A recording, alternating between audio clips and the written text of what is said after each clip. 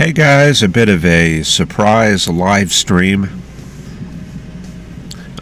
We did not come on at 8 p.m. as I'd planned because I was up about 27 hours overnight working on digital atmosphere and trying to get the business straightened out. And by the time 8 p.m. rolled around, I was pretty much wiped out. And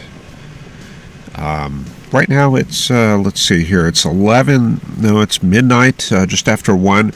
We've got a thunderstorm going on here. So this is precluding me from sleeping anymore during this evening. So I'm just going to kind of wait this out and see what happens. But I figured I owe you guys a weather presentation, and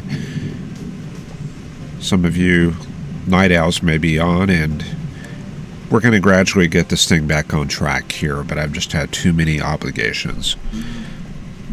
Yeah, so a lot of lightning there on the outside camera. As far as on the regular analysis, let's see here. Let's see, I don't have the chroma key up. Let me get all this set up here.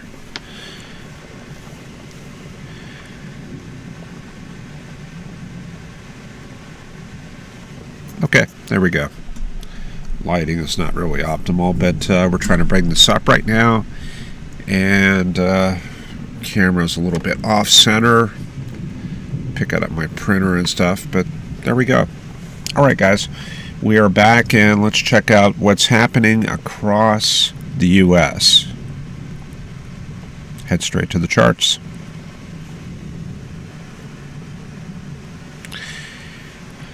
Okay, obviously we're under southerly flow. It's a little bit unusual there because we've got most of that southerly flow coming up the Rio Grande. So here in this part of Texas, the flow's a little bit weaker, but the important thing is we have a lot of boundaries from northern Louisiana through the DFW area. You can hear that thunder outside. And more thunderstorms and boundaries down through the central Texas area.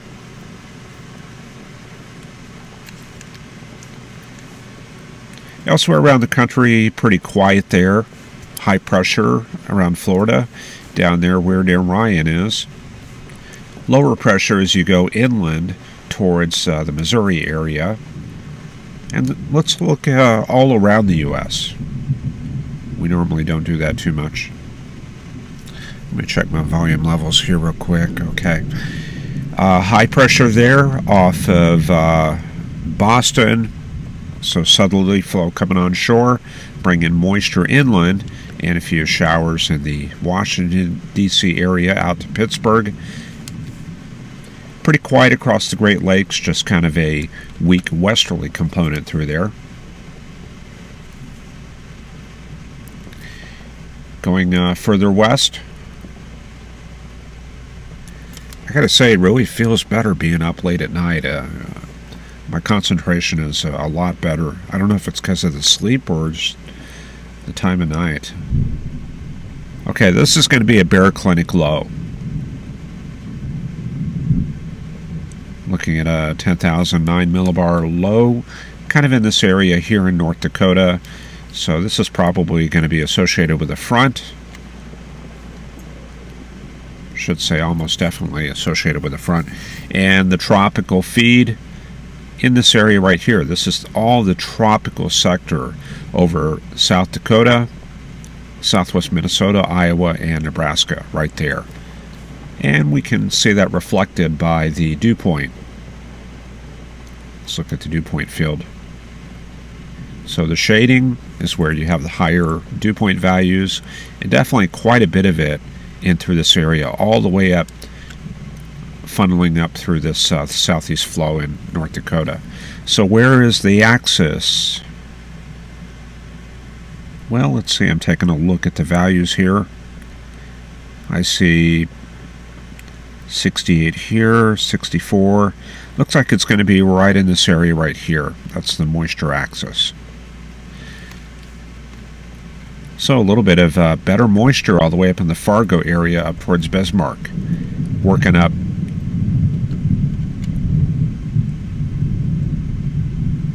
Had to pause for that thunder right there. Moisture working up north, and as you go northwestward, you get into the colder air aloft. You're closer to the upper level disturbances. So as you go up in that area, the conditions are better and better, and plus the shear is better as you go north usually. Okay, then let's go further west. Going out to the Rocky Mountains here. Let me see, how many viewers do I got?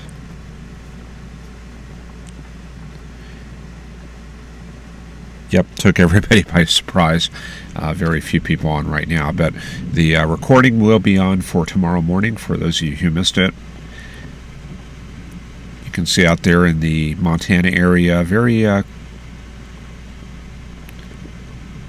dry, lots of 50s, 40s dew points in that area, and the prevailing pattern dominated by this high pressure area here and low pressure inland. This is either a baroclinic or barotropic low. I'm not sure which one that is. Looking at the temperature contrast, maybe a baroclinic low in that area. Then let's head to the desert southwest. Should be pretty hot in that region, and I can see at this hour lots of 100-degree readings, even though it's 11 p.m. mountain time. So the purple outlining everything above 90 degrees. And there's the 102 right there over Phoenix, so still very warm in that area. And what's really important on this chart is dew points. And that's going to be the blue lines here. And higher dew points just south of the border here. I'm seeing what looks like maybe 60, 58 to 60, helping to get these thunderstorms going. But Tucson remaining dry with 40s dew points up in that area right there. Little moisture in the San Joaquin Valley. You can see a few 60s dew points there, so possibly a few showers in that area.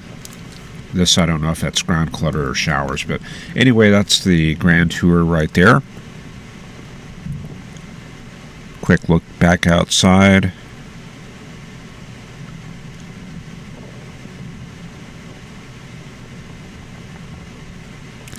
Haven't seen a direct lightning strike, but maybe one of these days I'll catch it there on the webcam. Okay, back to the charts. We're going to take a look at the 250 millibar chart. This is the overall pattern. And we remember yesterday we had long waves off of both coasts and long wave ridging across the central U.S. So what do we got right now? Long wave troughing off the coast. Yep, still in place, troughing off the east coast, and looks like long wave ridging across the central U.S. Here's a pretty good medium wave coming through the flow over Montana and Alberta. So that's going to be associated with very warm weather and maybe high pressure at the surface. And then we have a trough over the central U.S. right now. And that is definitely associated with the thunderstorm activity we have going on in Texas right now.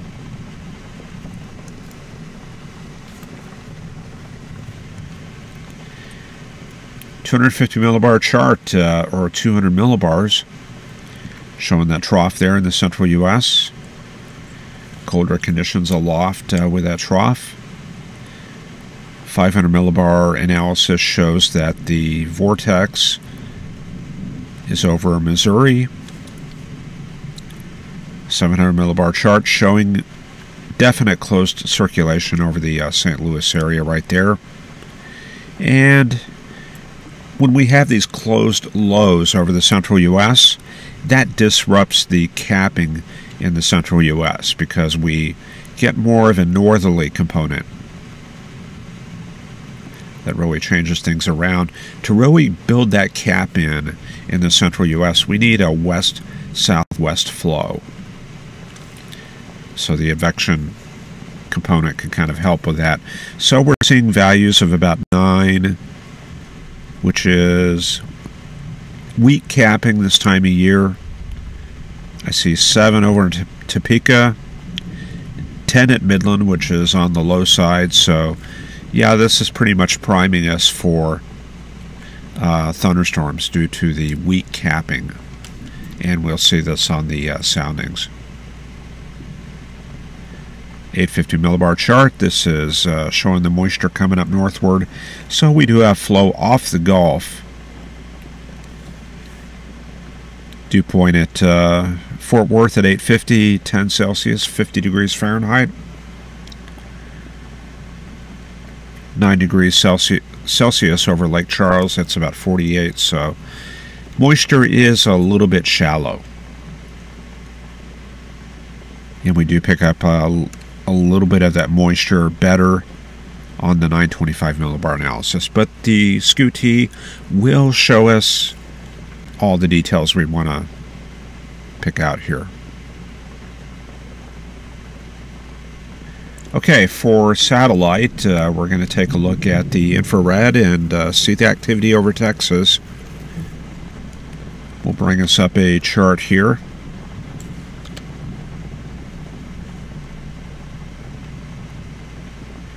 And we can see the cold cloud tops right there over Texas. And you notice that it has a close correlation with the axis of that upper level trough.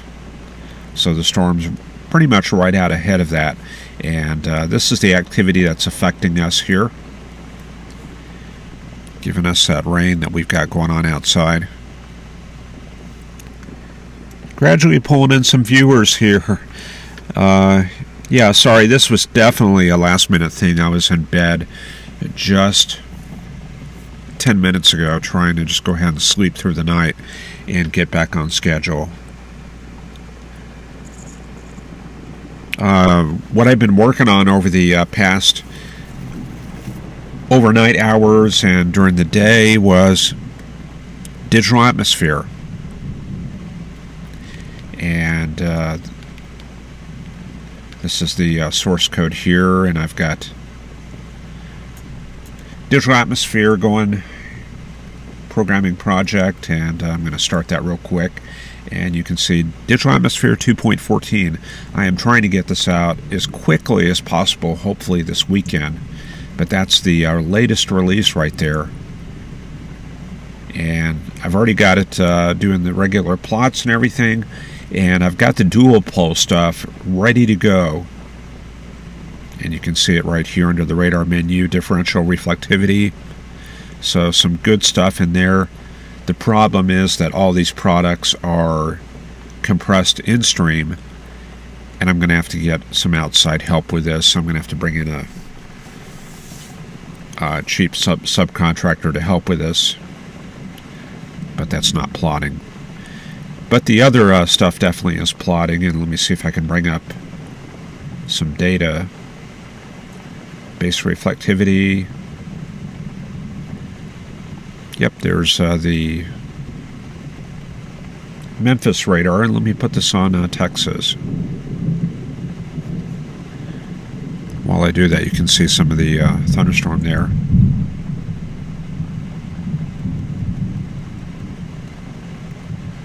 Get this recentered here.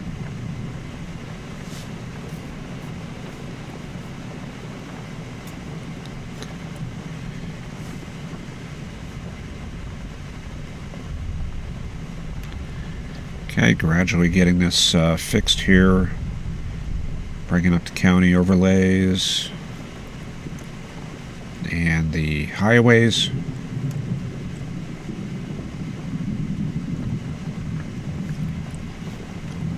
Changing the radar stations. And then I think we will be good to go here. Okay, so let's go back and check it out.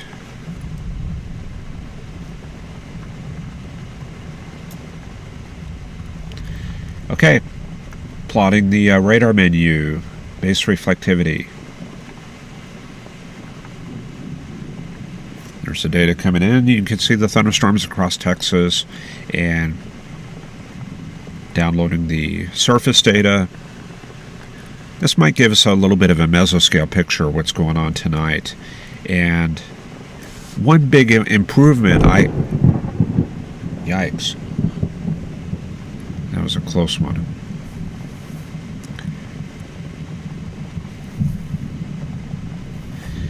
One big improvement that I've made here with digital atmosphere, and I'll show this to you real quick. Yeah, believe it or not, I still work with DOS here. It's a lot quicker.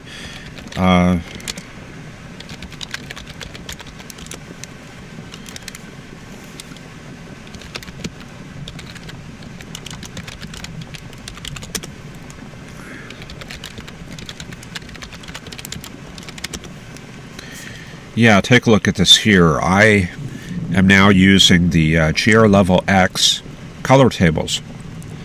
So you can bring your favorite tables into digital atmosphere and plot data that way. So you can see the legend over here. So definitely some improvements.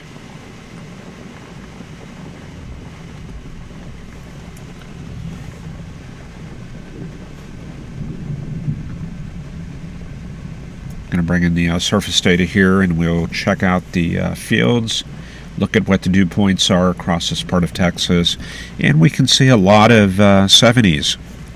75 there at Athens, and 74 at Palestine. Pretty good moisture in place, and the wind field is really kind of what's critical here, and you can see what looks like an outflow boundary right there. And it's got the appearance of a meso high, centered right around the equipment area of Texas, east of Dallas.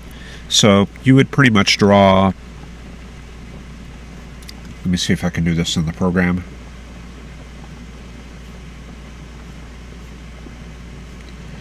Drawing mode enabled, draw a cold front, and yeah, you see this boundary right here. So definitely looks like something going on right here in Texas, a bit of a meso high. And this could have a bearing on things tomorrow when we bring heating back into play later on. And I'm sure this other little cell here is probably, oops, went the wrong way. This little cell here is also probably putting a little outflow boundary out also. These things are a lot easier to discriminate when you have visible satellite imagery, so waiting around 9 to 10 a.m. for the first frames to come in is going to be a big help for your analysis. So you'll really be able to pick that out and use that in conjunction with radar. Okay, back to the charts here.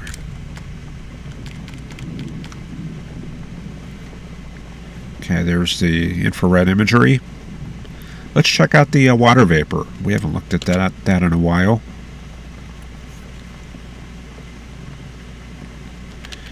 $1,400, 1,000, animate.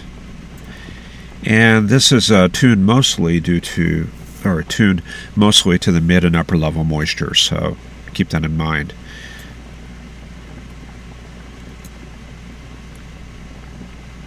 The lower level moisture feeding these storms are not going to show up quite as well. So what looks like colder signals here, this is probably a lot of upper level moisture due to the ongoing convection, a few days of convection in Texas. A little bit of a dry area, interestingly, over the Texas Panhandle. We'll check that out on the soundings and see what's going on. We'll check out the Amarillo sounding. And look at all that moisture out in the Gulf. Looks like some very deep tropical air working its way northeastward.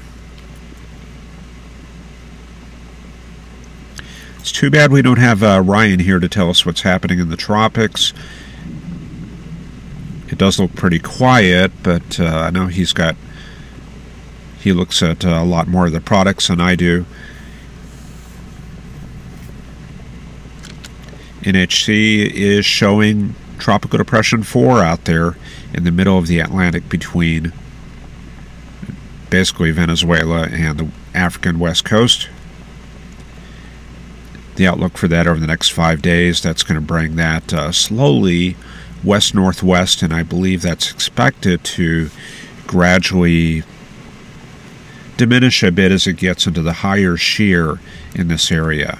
But the GFS is pretty intent on bringing that all the way up to the west coast or the east coast, and that could be a factor in the Carolinas, Georgia, and Florida area for probably next week.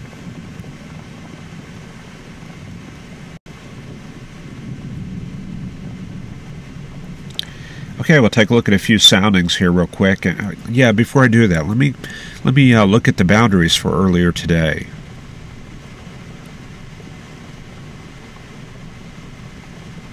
Let's see, July 5th, is that correct? Yeah, it's July 6th. Okay, July 5th, yeah, that will be yesterday. So what I'm checking for here is any boundaries. I'm looking for anything that might have given us an indication that storms would have formed later during the day in this area. And unfortunately, we've got the cirrus covering things up. So that's not good. We'll try switching over to another polar orbiter. Yeah, this shows things a little bit better. This is a little earlier, and wow, yeah, you can see that outflow boundary right there from the MCSs that went over northeastern Texas and Arkansas. So basically, this little boundary pushed southwestward and kind of parked itself over north central Texas, and as a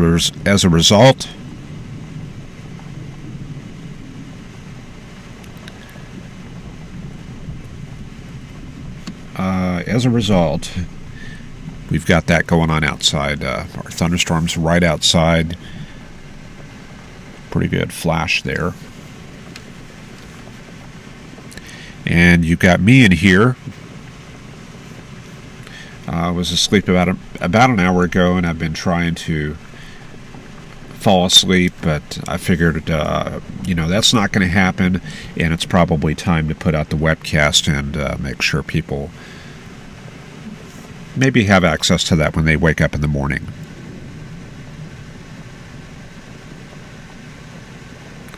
Okay, where's my button to change over to the charts? And we'll just go outside, take one more look out there while I get my charts in order, and then we'll take a look at the thickness and the scootees.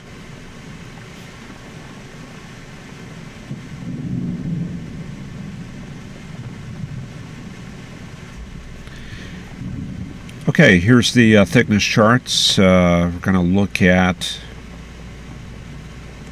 conditions right now. Do we have any fronts? Not really. We've got a bit of a thermal gradient over Canada there, so that's helping us support maybe this front over the Dakotas and Montana.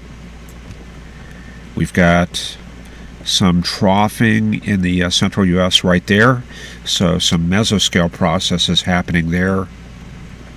Looks like that extends all the way out to the North Carolina area.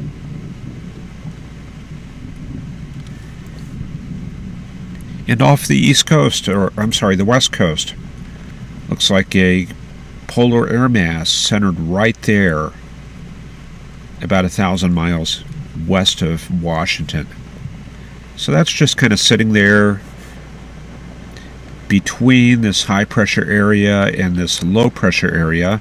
So this is a baroclinic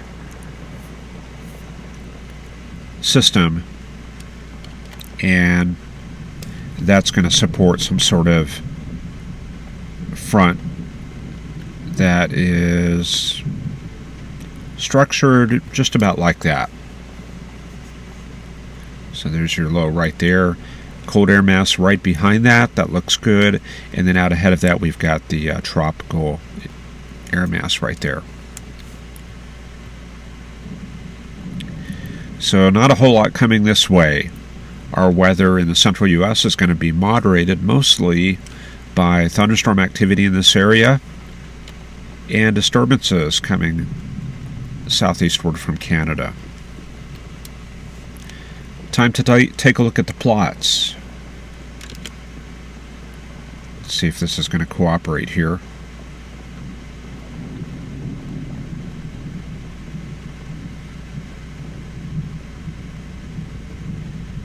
I don't see how I'm going to get this to work, so we're going to use UCAR. Okay, we're going to look at Amarillo because the water vapor imagery showed it was pretty dry there. So let's see what's going on there. Yep. Wow, look at all that dry air aloft. Very dry air and dew points up above 20,000 feet, all the way down to minus 60 to minus 70. Minus 60, minus 70 dew points. That is some very, very dry air. So, depending on the situation, that would be a good ingredient for very outflowish storms, and depending on the pattern, we could definitely generate derechos up in that area. And that's what happened back in May of '89. Probably the worst derecho ever in the southern U.S. That was on May 3rd of '89. Widespread 100-mile-an-hour winds all the way down to central Texas. Very similar pattern to what you see here. Moisture showing low 50s dew points there at Amarillo. And as it mixes out, this line parallels the mixing ratio line pretty closely, so not a lot of change. They're going to hold on to those low 50s dew points. And actually, we're heading into the overnight hours, so what we're going to see here is mostly a radiational inversion built in. But, yeah, northerly flow. Fort Worth probably contaminated from those nearby storms, and looks like they did have problems up there. Norman will be further north, and we see weaker moisture. Surface dew points averaging about maybe 61, 63 Fahrenheit. And if we try to get a storm going with that, well, we've already reached max heating, so yeah, possibly a few storms there, very weak cape. But we're getting the radiational inversion building back in. And we'll take a look at Shreveport. Pretty good moisture there, dew points near 70. Radiational inversion will be building back in, and we can see some weak flow up about 5,000 feet, so probably a very weak low-level jet getting established. And then one more look at Corpus Christi. Very deep southeasterly flow coming off the coast there, so bringing in the tropical moisture. Moisture is not that deep, though. So apparently a lot of dry air out in the Gulf. There's probably been a lot of convective complexes sitting out there just scavenging off the moisture. So let's do our mesoscale forecast here real quick. Let's see, is all this stuff working correctly? Guess it looks good there. Okay, let's see. Let's say hello to everybody. Mick joining from Australia. So it's the middle of the day there. No problem for Mick to join.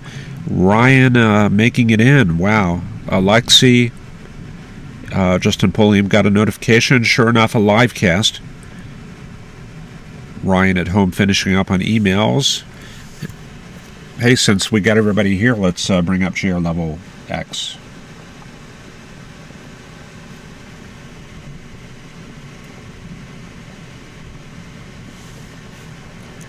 And just a quick look outside while I get that set up.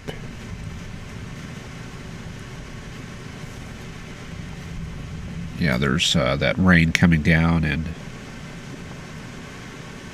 maybe the storm abating just a little bit.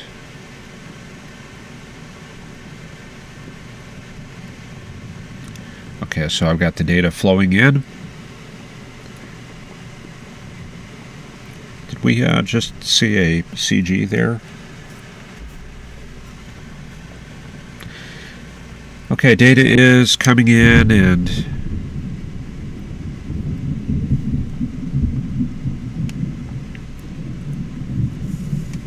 that will just be a couple minutes. Okay, Burl H got a notification. Justin Polium joining too. Ryan got home 15 minutes ago. Kevin McKinney saw the Digital Atmosphere news on the Twitter feed. Yep, so we've got Digital Atmosphere under development, and I'm trying to push out a fast-tracked release here as quickly as possible. Ryan says tropical depression is formed in the Atlantic. Mike Estwick joining. Ben Iglesia, Fix Frederick.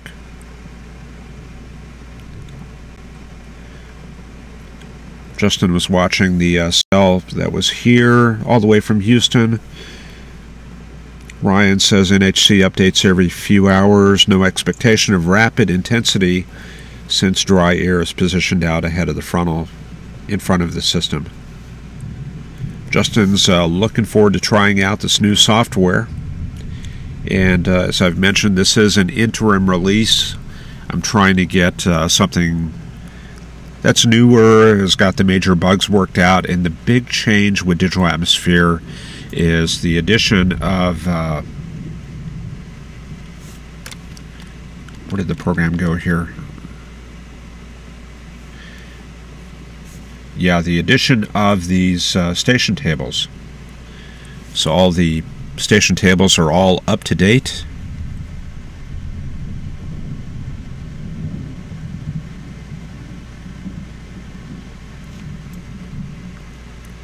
So yeah, this is what I was trying to show here. So this is using the new master location identifier database tables, and these have the latest station networks, and that'll bring all of that up to date around the world. So it's all updated through 2017. So you'll have the benefit of using that.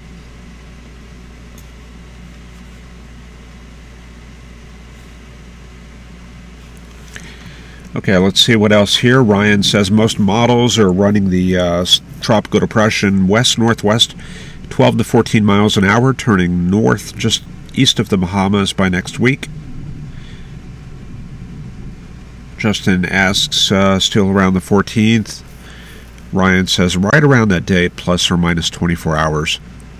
High pressure and upper level winds are flowing hard.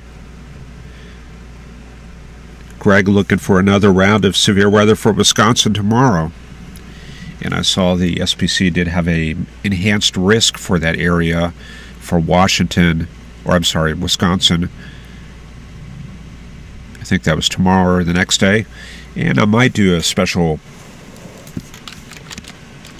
maybe a multi-hour. If there's a severe weather outbreak, I really want to do a extended, in-depth coverage of that, because we never got to do that over the spring. Something was wrong with the spring, and we just did not have our typical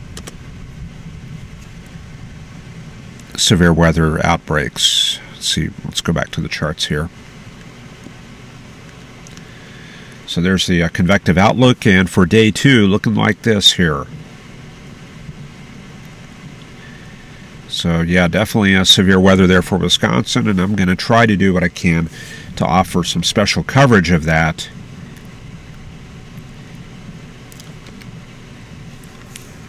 And we will check that out here. Greg Schultz says looking like a big hail event to start off with, 2-inch hail possible. Unusual for Wisconsin.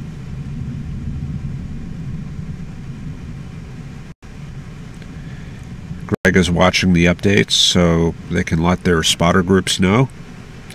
It may shift once any overnight storms die off early tomorrow.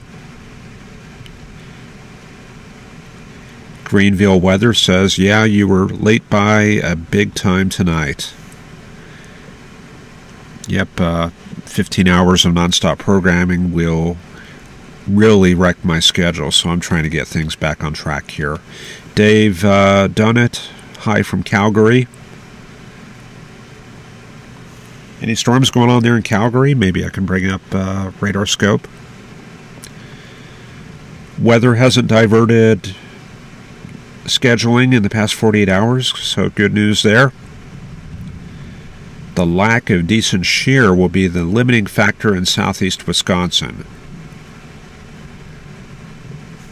Lack of decent shear. Okay, the shear, that could be either bulk shear, which is the upper level troposphere helping to ventilate the storms, or it could refer to the streamwise vorticity, the directional shear in the low levels, the speed shear also. So we'll find out which one of those is a problem. Let me bring up the NAM here. Let's see, this is the, I think this is the 3 kilometer NAM. I'm going to put this on the Wisconsin area. We'll focus on that and look at things for tomorrow.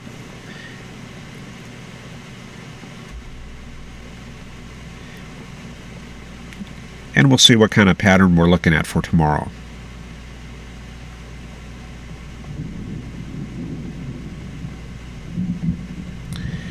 Okay, for some reason they don't have 200 millibar charts on here. That's kind of weird. But I see 25 knots here at 500 millibars, so northwesterly flow. Let's see here. Bring this up to peak heating, 21Z. I see 40 knots there at 500 millibars, so that is some decent bulk shear. Let me see if I can do a skew T, forecast skew T.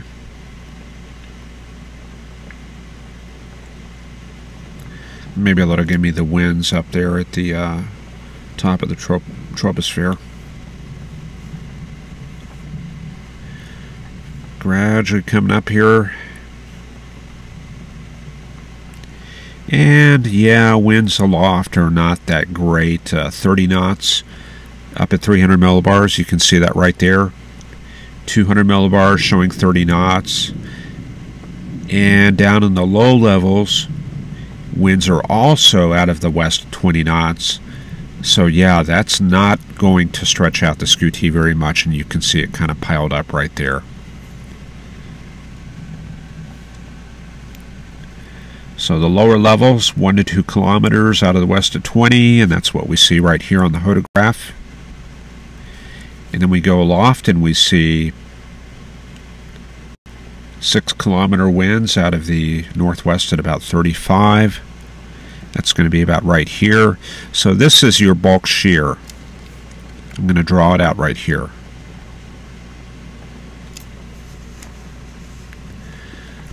So that's not particularly impressive. Then that's going to mean what we're going to have is a lot of basically clusters. You're going to get storms developing, and then the weak bulk shears are going to cause a lot of those cells to decay pretty quickly, and then we'll see more redevelopment along the outflow boundaries, and those will be kind of more oriented towards the inflow, but we could end up with a lot of clusters tomorrow, and we'll just have to see how things work out. And then the low-level shear, you can see the turning of the winds right here. A little bit of turning of the winds. There's the surface, there's 1 kilometer, so yeah, that's pretty weak storm relative helicity. So let me draw that out. There's the 0 through 1 kilometer storm relative helicity. So I don't know, with this right motion vector, that's going to take it off of this line here and a little bit away. That's going to help to stretch out a little bit of an area, but things could definitely be much better.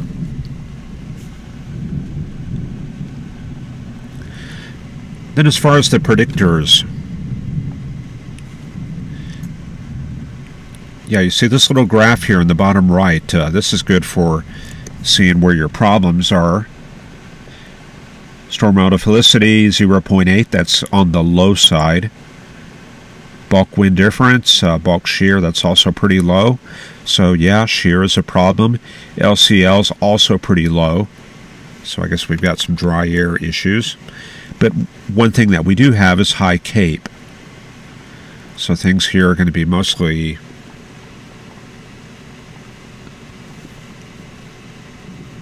driven by these very steep lapse rates, and you see those right there. See how steep that column is right there? Very unstable air.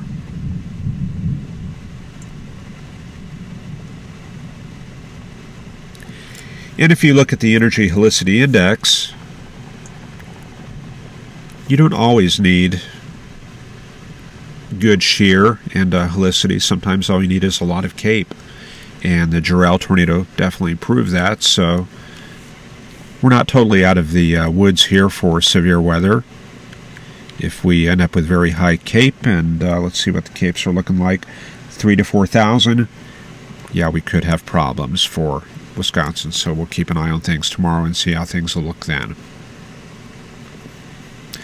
Surface patterns, though, let's check out what Wisconsin is looking at for tomorrow.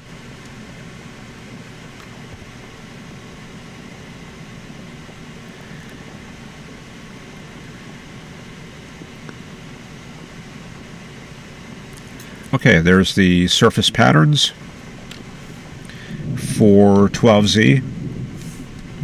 Morning conditions showing just kind of a westerly gradient right there.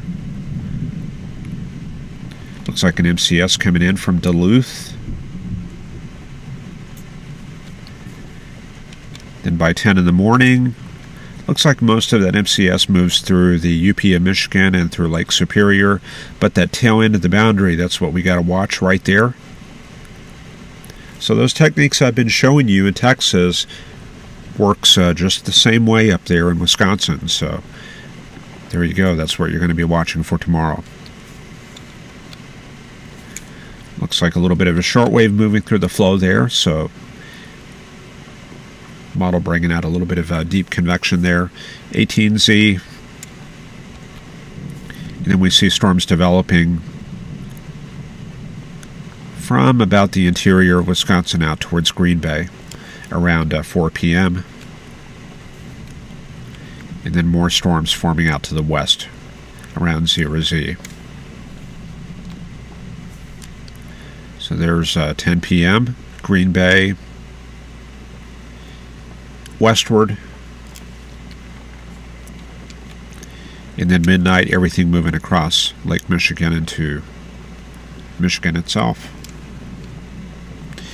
And the other thing that I've failed to point out is that the cap looks pretty weak. Got a high CAPE day for Wisconsin tomorrow, and you can see that there's a distinct lack of capping, which means we should have some widespread storms across the state tomorrow. But they will be favored along the boundaries wherever they end up being. Okay, there's our cells outside. And let me take a look at chat here.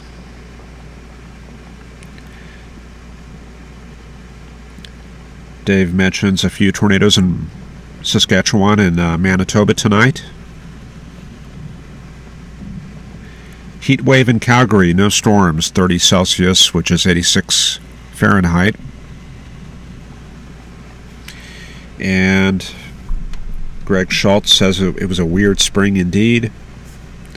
Entire country under the SPC area, except for Oklahoma, pretty crazy. Ryan says, let's hope the 2016 or 2018 severe storm season will not be an extreme violent opposite of this year. Nature is weird like that. Yeah, sometimes that happens. Greg liking the thunder in the background. Alexi, that's what I wonder as well, Ryan. Justin says, well, we could get a bad hurricane to make up for it. Let's just count our blessings while we can.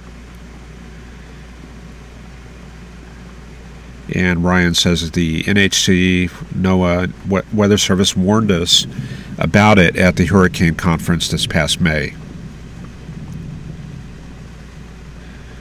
Justin says, mad storm, injury, destruction, death, media, and political hype, never any lasting real action.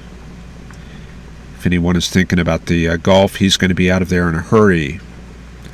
Has no desire to be in a bad situation. Yep.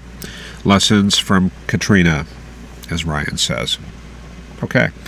Let's see. We'll take one more look outside, and then we'll go back to the charts, and then just finish up and see what's going to happen over the next few days.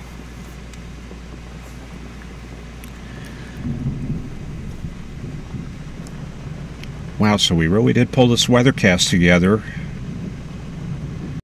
I could not sleep through all the thunder, so I figured I'd better make up for my absence earlier today.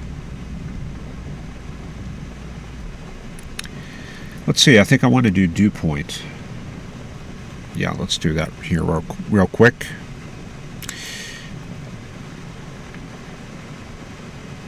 Okay, there we go. Dew point. Starting out for tomorrow. There's tomorrow evening, Thursday. And you can see the higher moisture making it up there into Wisconsin, and a little bit of a front coming through the western part of the state. Very easy to pick out that front, and it extends all the way back to Wyoming, up into western Montana right there. So this is a new air mass coming southward, and it's intersecting with this moisture axis. But you can see that the wind flow is rather westerly. And really what we want to see for a good severe weather outbreak, we want to see cyclogenesis along that cold front. And we want to see the winds backing across Wisconsin in response to that. We want to see a good short wave moving through the flow and helping that surface low to intensify. So we're lacking all of those things, but we do have the very good instability over Wisconsin, and we do have the intersection with the higher dew point air. So definitely some potential there for tomorrow. Then we have the dry line extending southward, pretty much right down the I-35 corridor. And look at Texas, upslope flow. Upslope flow always tends to mean wet or humid conditions, and that should advect some of the moisture back westward. And this little broken look to the dew point field indicates a lot of mesoscale boundaries are in that area. We can't really resolve that very well without looking at mesoscale models or just taking a guess. Things are very mesoscale driven this week. Okay, going forward into Friday when we do the webcast then, and hopefully I will be awake at the normal time. Cold front pushes southward. There's the leading edge right there all the way to Paducah, Oklahoma City, and Denver. Intersecting the moisture axis, and again, very weak flow. Looks like 5 to 10 knots coming up in the Texarkana area. But that's going to be the most favored area for afternoon convection right there in that area. Looks like a bit of a dry line also from about Oklahoma City down to the hill country. And very good upslope flow there. So maybe a few good storms out there in West Texas, around Fort Stockton and the Davis Mountains.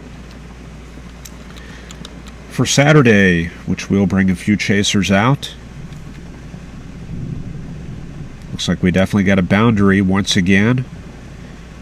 See the disruption in the wind field right there. Looks like we've got maybe the tail end of that backdoor front, maybe reinforced a little bit by MCSs overnight, maybe laying down some boundaries, and that may push some severe weather chances into North Texas.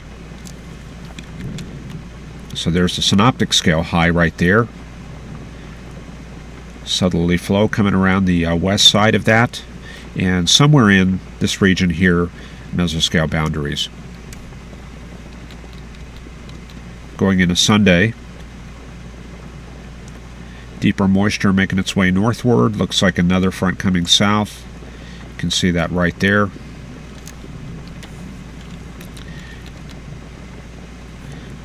Monday shows more of the southerly flow across the northern plains right there. Looks like a very weak dry line kind of along I-35 here, because we have lots of 40s and 50s dew points in this area and lots of 70s out in East Texas. And you can see the jagged look to the dew point field, indicating that there are boundaries present in this area. So that's indicative of overnight MCSs affecting this area here during the period.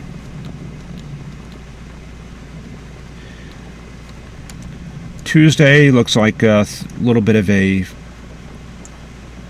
warm front frontogenesis, Missouri to Kansas right there. So probably severe weather chances going up for Omaha and Topeka.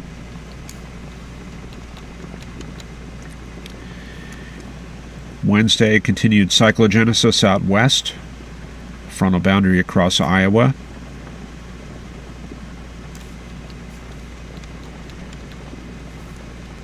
Then for Thursday,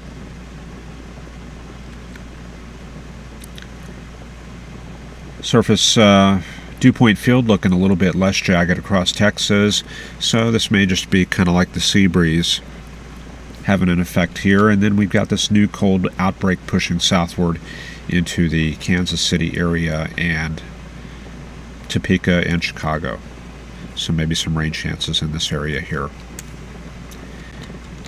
So a lot of mechanisms here to generate MCSs here over the next week. There's Friday with a stalled front over the very same area.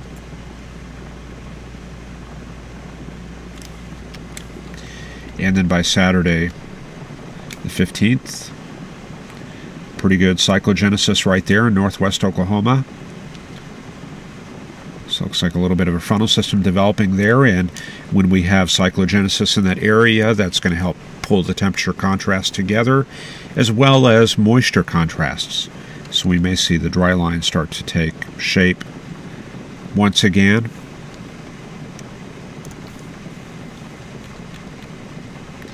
And then by Monday, let's see here, Monday the 17th, looks like a very strong high pressure area pushing southward, driving a cold front all the way through Texas and dry air southward. So if that actually happens, that'll be a major pattern change. That'll just kick everything south. Pattern recovering a little bit by the 16th, 17th. Looks like a little bit of a low right here. Looks like maybe a new frontal system. A little bit of a response to that in Texas, moisture working its way northwestward. And then we get another outbreak on the 18th and 19th. So we'll see what happens with that there. That's unseasonably strong, but the moisture is very quick to return by the 22nd and 23rd. So where's that Gulf Coast system? Let's check that out. Let's see if there's any evidence of that. We were looking for that kind of moving up to Florida and then recurving, and let's see what we have here. 10th, 11th, 12th, yeah, there it comes, a little easterly wave. A little closed circulation there, probably a tropical depression. And we find it just east of the Bahamas on the 13th. Moving through the Bahamas on the 14th, and then approaching the Florida coast there on the 15th. And then looks like we lost it there. Yeah, very weak remnants just off the Florida coast on the 15th, and I guess it gets picked up by the prevailing westerlies there, so that may be out of the picture pretty quickly. But, you know, one other way to find that, if you really are interested in that tropical weather,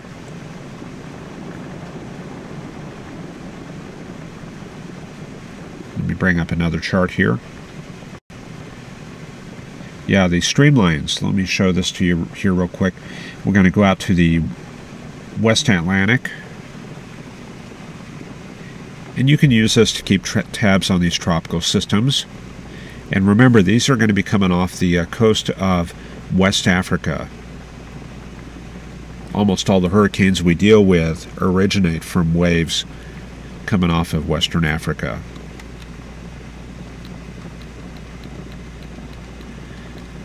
So let's see here, around the 7th and 8th. You can see a little bit of an easterly wave right there. A little bit of a closed circulation approaching the Windward Islands right there. Hang on a second.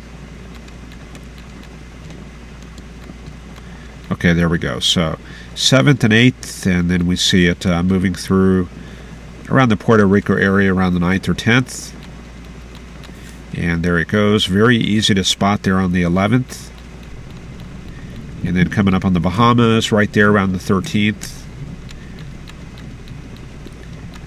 And then we see it right there on the 15th. Oh, that's off the top of the map, I think. No. Okay, looks just fine. And then it is pretty much gone by the 17th.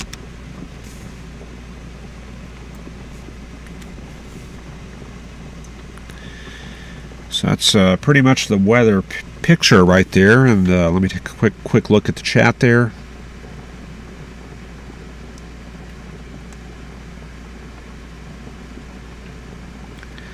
Justin says, thanks for streaming tonight. Greg Shaw says, new day one issued. Day one convective outlook.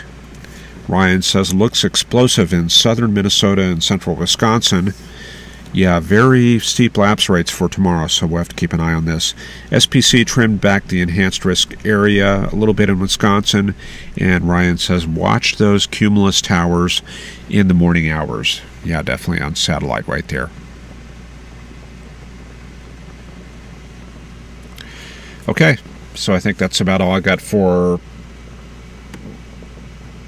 tonight. I appreciate you all watching, and hopefully we will see you all tomorrow night. Take care.